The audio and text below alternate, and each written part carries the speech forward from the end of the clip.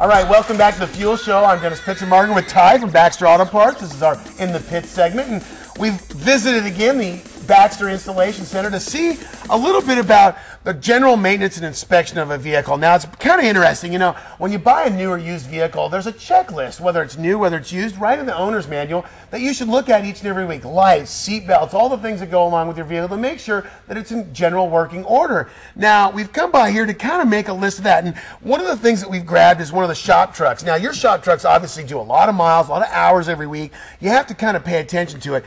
Tell us a little bit about what you guys do with your vehicles. Well, we have a pretty good fleet out there, and every week, every Monday morning, first thing, we go through a safety inspection. We have it laid out simply on one of these sheets of paper that gets filled out in permanent ink, and we keep this record of the vehicle. We know how many miles are accrued every week, we know when the tires are due, and the drivers have a good understanding for what's involved in true safety. In fact, factory vehicles come with their owner's manuals. And I grabbed one of those. I grabbed one from one of the vehicles that are in the Fuel Show fleet right now. It's an Acura RL, but you can kind of see how this has been filled out already by someone, both from the initial port and then, of course, by the dealer also does an inspection. And I think it's important. I don't think enough people actually spend the time.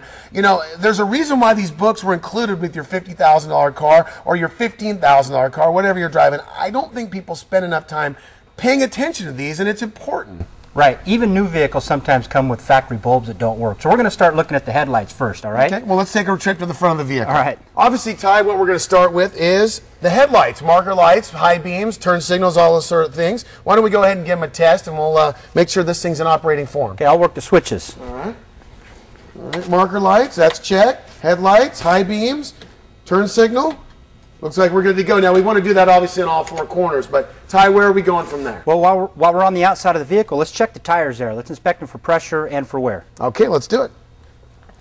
Okay, when you check the air pressure, you can use a simple $2.99 tooler. This guy's not bad, it's $9.95. You're obviously going to want to check the vehicle manufacturer specs on that. You can find them right on the tire here, pounds at cold, or you can look in the owner's manual that we talked about earlier. Absolutely. Now, what's next? Well, let's pop the hood and take a look under there. There's a few things we can go under with there.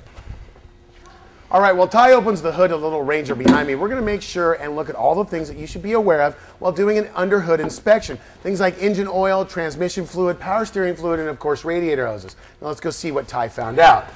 Well, look at that. Through the power of television, the vehicle inspection manual is followed again.